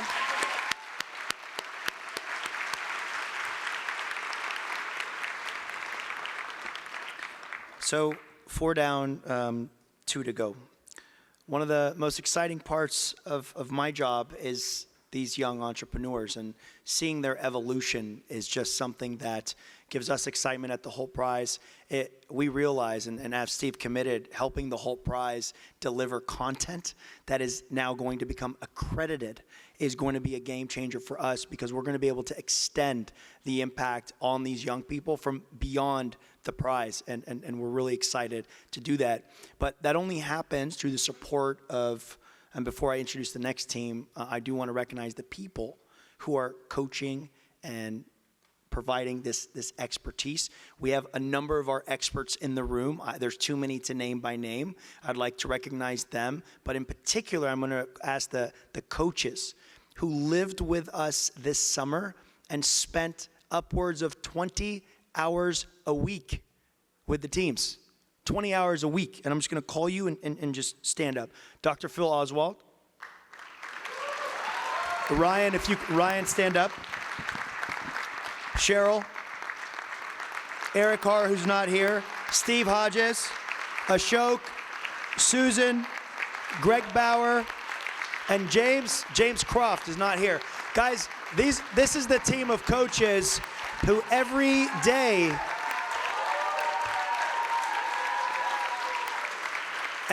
and experts, we had experts like Abe and the rest of you guys stand up too, because we had over 100 experts fly in to the UK, to the Ashridge Estate, and give their time up to coach, again, from I see you guys in the room, Gabrielle, Riaz, and everyone else. Guys, thank you so much for being here.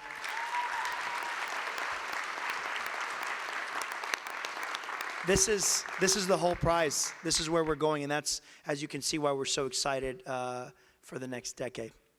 All right, enough intermission. I gave you guys Sunrise a little bit extra time to prepare back there.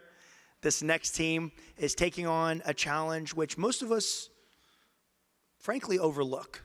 And that's the challenge of rice. And folks, the world's in trouble. If there's not enough incentive for farmers to crop rice, they will stop.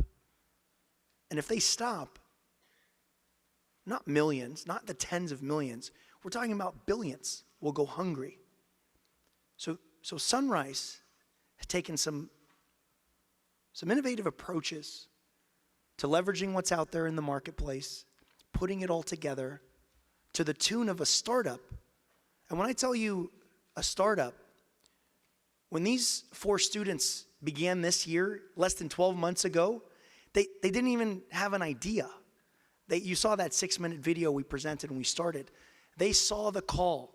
They saw the president's challenge issued, and they responded. 8 months later, they're in Myanmar with an on-the-ground pilot. And that's Sunrise. And they're inspiring, and you'll get an opportunity to meet them now. It's Sunrise from University College London. Come out and show the world how you're gonna radically improve the rice market.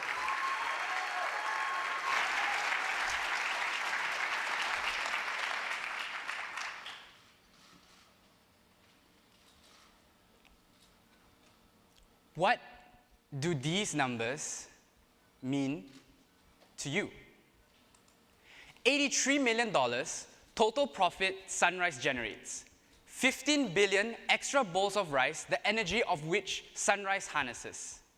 And 49 million lives transformed by 2025. We first thought that we would help smallholder farmers dry their rice better and make just a small dent in the universe. But then, we realized we could have so much more impact if we added just one more step. And so we pivoted. Harnessing the energy of the sun, rice seeds are grown and harvested as wet paddy twice a year. It then needs to be dried and stored. But for rice to be ready for your table, it also needs to be milled. However, smallholder farmers use traditional sun-drying practices that cause up to 20% grain loss, valued at $45 billion every year. This loss means that farmers make barely enough to put food on the table and require multiple cycles of debt for something as simple as sending their kids to school. This happens because there is a power imbalance within the rice supply chain. Farmers only get a tiny fraction of the value of their rice because prices are dictated by those that come next in the supply chain. Big millers. Millers wield absolute power over the price of rice during harvest because farmers need money instantly to pay off the debts that allowed them to grow rice in the first place. The amount of farmers affected by this in Southeast Asia is a staggering 70 million, with 2.8 in Myanmar, our target region alone. So Sunrise will change this by bringing a sustainable, standardized, dry and store, zero cost to the farmer solution that is easy to adopt and scale. We aim to democratize the rice supply chain. And here's how it works. Farmers bring their wet paddy to us during harvest. We dry their rice with our biomass dryer, a proven dryer that 80% of farmers in Myanmar don't have access to because of a high capital cost. After drying, we will store the rice for about 2 months. Then, Sunrise will sell the rice off-season for the best prices on behalf of the farmer, who now doesn't have to face a big miller alone. Without Sunrise, at best, a farmer would earn about $160 to $170 a ton, taking home about $42 of that. But with Sunrise, he'll earn about $210 and double the amount he takes home, $84. But we also pay farmers 10% upfront during harvest so they can cover their living costs. And actually, upon sale, Sunrise sells it at $250, but we give 85% to the farmer. That's the $210, and Sunrise takes the remaining 15% to plow back to our operations and scale. Every Sunrise hub is able to process 1,000 tons of rice, perfect for one village, with a revenue of $375,000, gross profit of $43,000, and a 5-month payback period. With Sunrise, Farmers are able to increase their yield and quality of rice whilst doubling their income and drying their rice 24 times faster. And on top of this, we're leveraging waste in the existing rice ecosystem. We're using rice husks, a byproduct from the milling stage, and using them as fuel for our dryers. Right now, they're just being thrown away in garbage dumps and let to rot. The environmental impact from this is tremendous. Instead, we harness this energy and use it to dry our rice. In the process, we save millions of tons of rice that would have otherwise been lost through traditional drying practices. And on top of this, we already have 23 farmers ready to use our service. That's 500 tons of their rice that's ready to be dried next week. On top of this, we'll be leveraging influencer farmers in the villages. We're putting our sunrise hubs in land that we lease from him and paying him a service fee on top of this. What's more is that we want to scale our impact immensely. That's why we're going to be working closely with township officials, which the villages are located in, so that we can scale our impact from township to village to farmer. And on top of this, the International Rice Research Institute, our partners, have already identified these township officials. In fact, we have 6 more villages ready to go to adopt our sunrise hubs. That's 300 more farmers and 6,000 more tons of rice already in our pipeline. And with $600,000, we would have been able to install over 14 hubs in the very first harvest. That translates to over 3,000 hubs, generating over $83 million in profit by 2025. And what exactly is the impact of all this? Not only are we doubling the income of farmers, we're drying their rice 24 times faster while saving immense amounts of rice that totals up to 15 billion bowls of rice that's now saved by us. And in return, we're transforming the lives of 49 million people by 2025. Time. Thank you.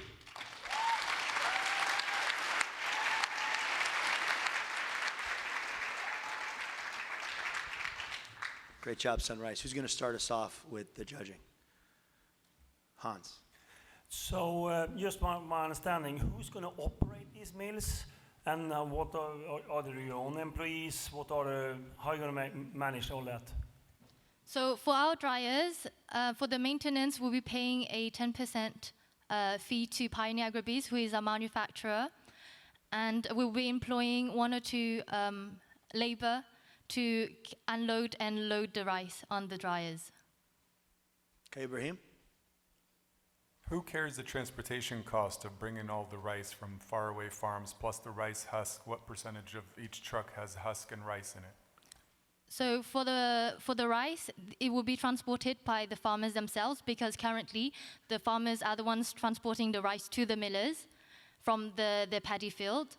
And for the rice hulls, we have already contacted the millers who will be delivering it to us. Kathleen? Hi. Myanmar has exceedingly low carbon emissions, and you run these machines with diesel. Can you sort of explain the carbon equation so that if you moved next door to India, for example, where burning diesel is becoming sort of something we can't do anymore, how that would all work? So the reason why we're currently using diesel, it's because it makes economical sense. So we have looked into renewable sources, such as the solar panels, but to generate a motor of 10 horsepower, we would need 10 solar panels. And we also looked into biofuels, but buying those gasification machines cost about 3 times more than the dryers. So diesel is our best bet. Taylor? And guys, that was really great. Seeing you grow has been really amazing. Have you ever thought of doing a Sunrise consumer brand? I think the market would love this, and you could capture higher margins than your current ops. Yes, we have looked into that, and that's what Ahmad proposed to us, proposing the Sunrise rice, which is fair and traded fairly, and making sure that the farmers are being paid what they deserve. Bill?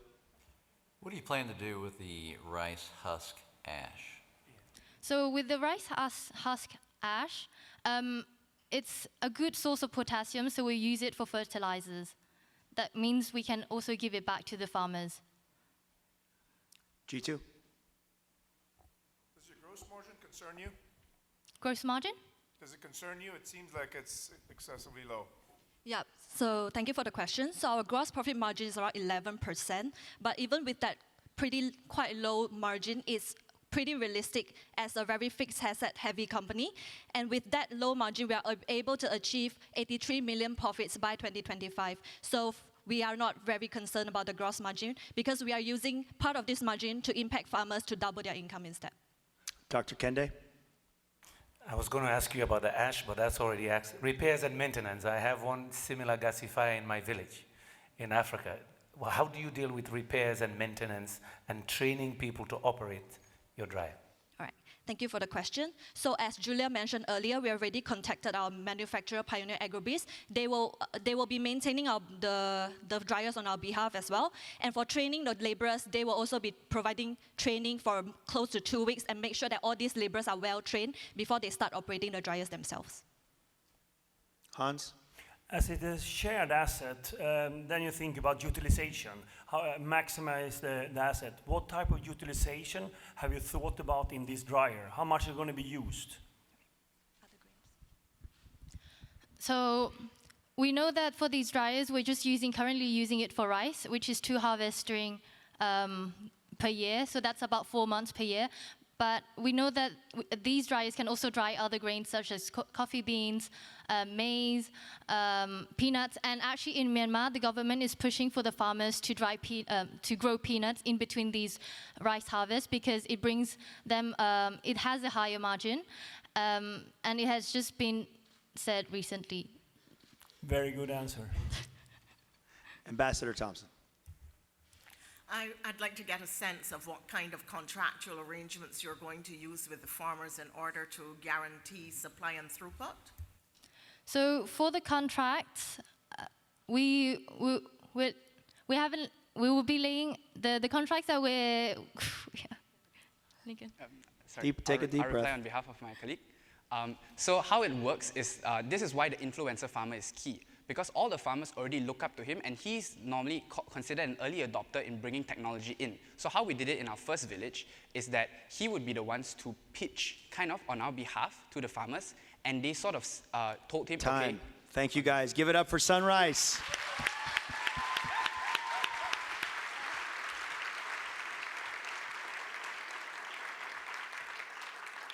So 5 down, 1 to go. And of course, after our final presentation, we'll excuse the judges and we'll ask everybody to follow the balloons up to our reception and celebratory gala. Now, what do you guys think? We're 5 way through. Those of you who have attended the Hult Prize previously, when I opened, I told you that any one of these 5 were good enough to actually be selected as winners of any respective Hult Prize the years before.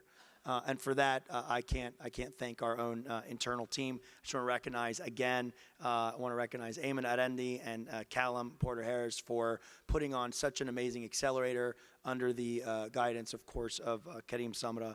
Thank you guys, and Nelly Andrade. Thank you so much from our team.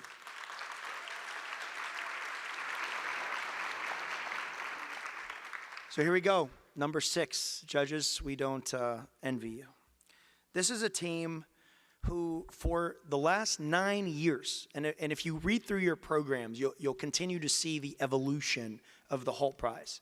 When we began a decade ago, we talked about basic human rights. And as we moved kind of beyond the basics, we began thinking to ourselves, what is the right way forward? And teams year in and year out at the regional and on-campus stage have always pitched the idea of a micro-franchise, a brand for the developing world and for the emerging market that operated and existed much like a franchise. But any of you who have franchise experience or licensing experience know how difficult that is.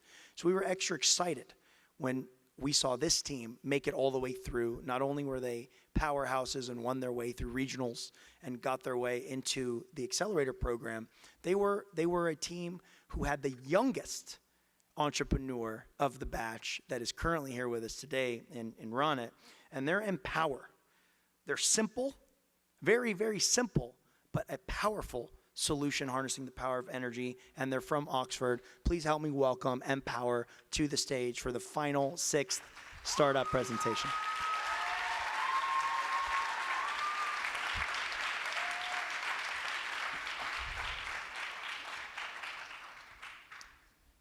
$240 million people in my country, India, don't have electricity. That's the same as 3/4 of America. And when we were with Rukmini's family, she showed us how this toxic kerosene lantern was the only light source for a family of 5. And to charge their mobile phones, they have to walk over 10 kilometers away to the nearest town. Living without electricity makes their lives unproductive and excludes them from the modern economy. And since Rukmini lives in a remote village called Dapada, the grid won't reach them. And individual solutions like solar home systems are just too expensive because of the upfront cost. And villagers in these communities don't like to buy new solar lights because cheap ones break within a few weeks, and more expensive ones are just too costly to maintain. Rukmini lacked access to affordable energy sources and a reliable service until Empower Energy arrived. Empower Energy is creating a network of micro-franchisees throughout the last mile of India. Our trusted brand and rental model will allow us to solve the most pressing energy needs for hundreds of thousands of communities like Dapada, starting with lighting and charging. We work with local shopkeepers who sell goods to their communities on a daily basis, and we give them the opportunity to join the Empower Franchisee Network. To solve the community's fundamental energy needs, we equip them with a solar ATM. Now, this is a solar-powered charging station consisting of an 80-watt solar panel, LED lamps designed specifically to replace kerosene, and battery packs to charge mobile phones. Rukmini's family can now visit their local shop and simply rent out an LED lamp or a battery pack for the same price as a small packet of potato chips. That's just 8 cents. And after using it at home, they return it to the shop to swap it for a newly charged one at the same price. Our trusted brand and franchisees provide our customers with a local energy source without any upfront costs. And they never have to worry about maintenance, which makes us better than any other solution out there in the market. On top of all this, our pilot has shown that our unit economics work for each ATM we've installed. For a village of 200 households, one solar ATM generates a monthly revenue of $128. From that revenue, we're able to increase our franchisees' income by 25%. And after operational costs, Empower makes $87 each month. This gives us a payback period of 8 months and a gross margin of 82%. And our team is already executing this business model. I'm heading up data and impact, having spent 6 years working at the UN. Gideon is in charge of operations, following his experience scaling social enterprises for 4 years. And as an award-winning entrepreneur, Ronit is leading the team. And we're also establishing a strong local operations team and key partnerships ready to scale.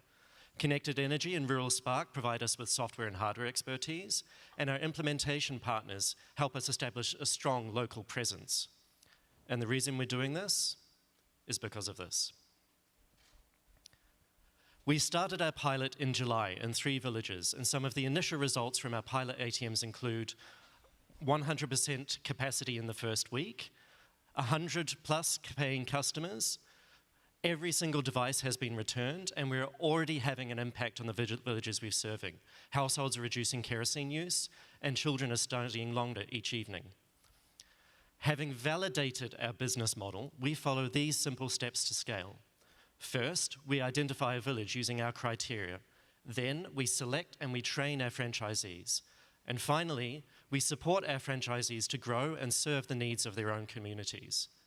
The key to achieving scale are efficient processes, which are data-driven and digitally handled. Our sales agents assess the suitability of our franchisees using our mobile app, which we also use to remotely support and train franchisees.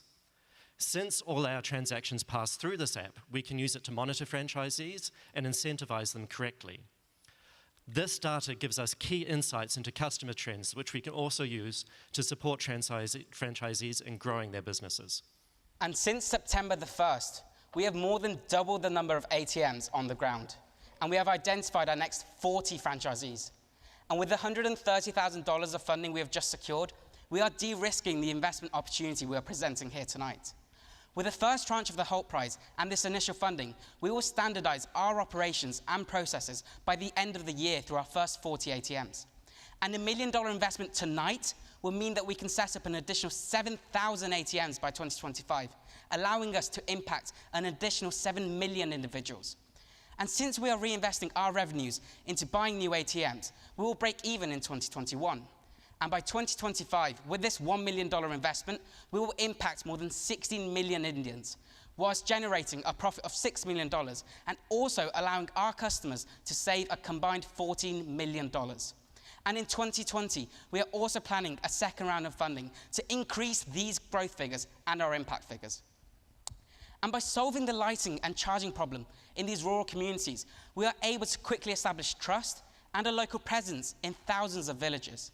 And this network of local franchisees, combined with our rental model, will allow us to do so much more. Our franchisees become our eyes and ears on the ground, informing us of additional needs we can serve through our network of ATMs. For example, one of our franchisees has already asked if we could begin to rent out fans.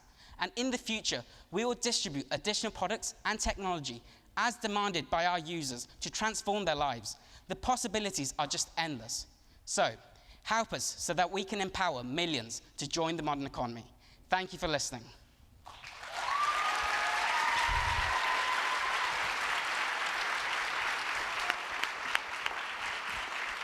Great job, Empower. Let's start with Venus, and we'll make our way out to Dr. Kende and Hans. If the lights aren't returned or they're damaged, who absorbs that loss, the shopkeeper or Empower? Absolutely. So let me just point out first that in the 2 months of our pilot across now 7 locations, we've actually not had a single lamp not being returned. In the case that it does happen, we absorb that loss because we have actually spare lamps provided that the franchisee can use to replace them. Have you accounted for that in your projections, in your model? Yes, absolutely we have. We're forecasting 0.1% loss. Thank you. Dr. Kende or Hans? This is a crowded field. I just listed about 7 competitors, including Total and Nokero, Mobisol. Mm-hmm. How do you compete with these other groups? Sure. What makes you unique? Sure, could we please have slide 28? So some of the competitors you've just mentioned, including Mobisol, we've seen that they aren't really going for the target communities that we are. These are really the underserved communities who can't, A, meet the upfront costs, for example, for some of the solar home systems, but secondly, they can't even rely on microfinancing solutions because their incomes are just too volatile. So with our solution, we're completely flexible. There are no upfront costs, so when you have the money available, you can rent out a device. Secondly, so when we were at the Sustainable Energy for All Forum, we were speaking to Selco, who were one of the companies there, and they were trying a similar rental model in India called IECs. And they basically use these big shipping containers to start renting out devices. But with our solution, it's literally, we can fit it into a box, put it onto a motorbike, integrate it into existing shops, and basically that makes us a lot more scalable than other competitors. Hans? Yeah, one question here. I mean, this is aimed in the beginning for the Indian market, I guess. My understanding also that the Indian government have a plan to actually have universal electricity for the whole country in the years to come. I mean, how is that impacting this if it's going to be, if they succeed with the plans? Sure. So when we were in India during our pilot, we actually went to some of these gridded villages, but the reality is a lot different to what's actually shown. So a gridded village is something that by definition, is a village where 10% of households are electrified. So that's a huge issue. Secondly, when villages do become fully electrified in terms of every household having a connection, they only have electricity to 2 to 3 years. And also just talking a bit more about politics, you know, we think that our solution, the timing is now, because India are trying to get rid of the kerosene subsidies, which is only going to make lighting more expensive for our users. Secondly, they're looking at putting on solar tariffs for imports, and our devices are manufactured in India, so they are really trying to sort of boost their own internal solar market. So the timing, we think, is now. G2. Does this ever tend to become a global solution beyond India, and which other geographies would you choose to scale after India? So, as we started this pitch, 240 million Indians lack access to reliable energy. So we want to solve that issue first, but because our model, we've made it so that it is scalable and can fit in other geographies, we think this is applicable in Africa as well. But we still want to start off with India because, as we said, our longer-term vision is of creating this distribution network. So we want to focus completely on India first, and then move and scale to other geographies as well. Ibrahim? Do you have a vision for future products you might sell or rent through these ATMs? Yep. So again, some of the ones that we're already planning are larger lamps, fans, but we really want to be driven by demand from our villagers. So that's something that's really key. We want our franchisees to be relaying what the villagers demand, and then we'd be serving those. So for example, building on this energy-focused element, we could think about renting out energy-enabled power tools, for example, which would increase our villagers' productivity. Ambassador Elizabeth Thompson. Are you able to get insurance for these units? I'm thinking that in the event that there is an extreme weather event, catastrophic loss of all the units in a village, is your business over? Yes, thank you for bringing that up. We are looking at insurance providers at the moment, but I would like to point out that we've been piloting throughout monsoon season this past 2 months, and we have had extreme weather events with heavy, heavy rain, and our systems have been fine throughout that time. But we are looking at planning for those eventualities. Got time for one more question. I can actually ask a question if you Do it. have time. So, as you scale to other countries, do you think the distribution mechanics in those other countries will be very similar or different? So I think this is something that I wouldn't just want to assume, so this is something we'd have to learn. Having from our experience in India, we do truly understand what it works like in those communities. Thank you very much. Give it up for Empower.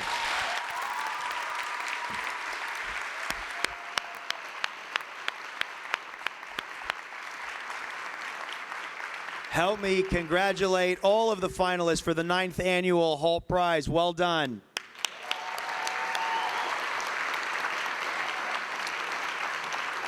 Judges, we're going to ask you guys to rise, make your way out. Kareem and Jamal, follow the team there. By the way, guys, Jamal Khayat, this is my apprentice right here, Jamal. Thank you for all that you do for the Hult Prize, my friend. I know he looks like my brother, but we're not really brothers. He reminds me of a 10-year-old version of me. Guys, please. Everybody, a round of applause for the spectacular jury.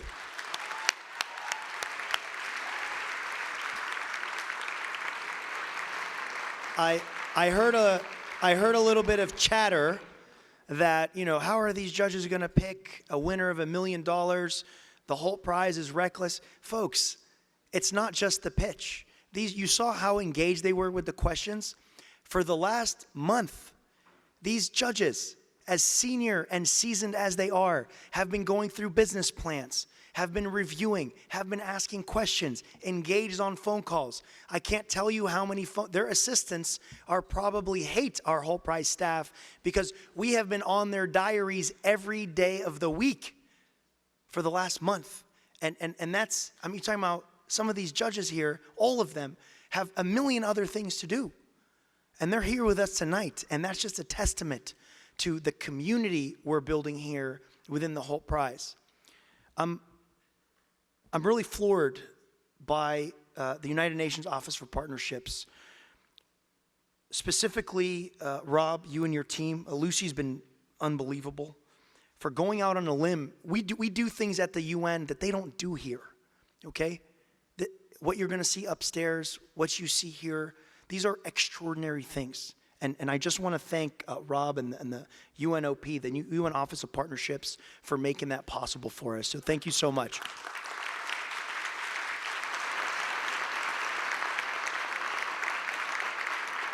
I have to thank Chris Walters, by name specifically, for making those last-minute ads. I know it's hard, folks, to clear security here, but it's what we need to do. Chris Walters, thank you for making our life just that much easier. I also want to thank an unsung hero. I don't know if he's even here in the room today. If he's not, I know he's watching on the live stream. Rick Parnell. Rick was the Chief Operating Officer at the United Nations Foundation for 18 years.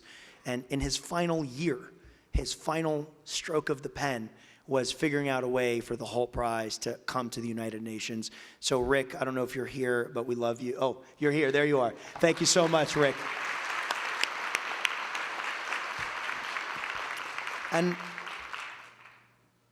And now the judges have such a difficult job in front of them. We've got Ariana Huffington, who's also going to join remotely, as well as Paul Paulman, who are going to help select. And again, I don't want to keep telling you about the great judges, but these are all executives and corporates who have been dedicated. Ariana Huffington for our Clinton Global Initiative alumni community that's here. I hope some of you are. You may remember, I know you were there, Phil, our very first announcement in partnership with President Clinton was done in a session where Ariana Huffington had the opportunity to really present us to the world, and she's still involved, so is Paul Paulman, and we're extremely thankful for their support. So I'm a little sad, I'm a little happy. We basically are, that's it for the 9th annual Hult Prize, with the exception of the announcement of the winner. We're basically going to go up, we're going to have some drinks, we've got a great little event for you upstairs overlooking the river, and I'm going to challenge everybody here in this audience to think big about how they can personally contribute to the success of some of these Hult Prize startups and some of these young people. I'm also going to lay a teaser for you. We're going to be now moving on to the 10th year anniversary challenge for the Hult Prize. And President Clinton is going to announce that live for our broadcast. But before we do that, on closed camera, we're going to close down the webcast. Sorry, all of you that are viewing online. And we're going to give you an inside look as to what that 10-year challenge is going to look like, how it's going to feel, and why we think we've built, finally, for the first time, a challenge which goes beyond the students who participate in the Hult Prize every year.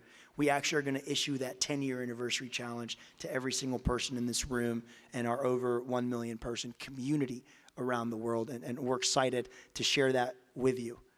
But until then, make your way up to the DDR. You've got balloons in the back. You can, out the doors, follow the balloons. And we've got a great reception there for you. So in closing, I leave you with this. 10 years ago, I was a student. I had an idea. Now we're all here.